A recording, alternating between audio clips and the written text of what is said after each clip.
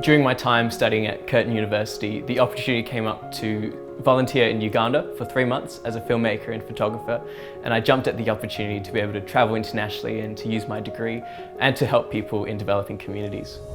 During my time in Uganda, I fell in love with working with developing communities, and I realised that there was a way to raise both funds and awareness for these communities through photography and filmmaking. By selling prints and holding exhibitions, I was able to raise funds for these developing communities and these NGOs operating in that area.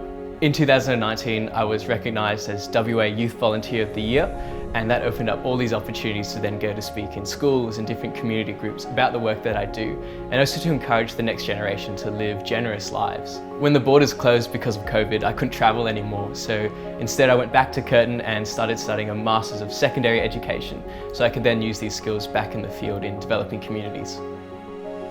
One of my most moving moments in Africa was in the northern Ethiopian desert, and I was making a documentary on female genital mutilation. And I was invited to stay with this nomadic community, sleeping on the rocky desert floor under the stars, and to hear their culture and share their stories as I was making this documentary. I never imagined getting into this kind of work. It was only because of an opportunity through Curtin University that I'm now in this field, and I'm so grateful. The advice I'd give to young people is don't try to be important or the most interesting person in a room, but seek to make other people feel important and be interested in other people, and the world will be a much more fascinating place when you live that way. It's just the start of my career, but I'm so grateful for Curtin to be recognised with this Young Achievement Award. It's really motivating for me to keep on doing this work in the future. I really want to thank my parents who instilled in me values of putting other people first and living generously. And thank you for supporting me on these crazy adventures to Africa and developing countries around the world.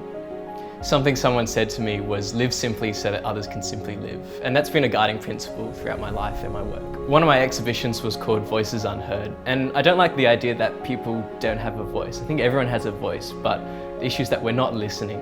And I see my role as a filmmaker as someone who amplifies those voices, to tell stories and to make moving images that really resonate with the human experience.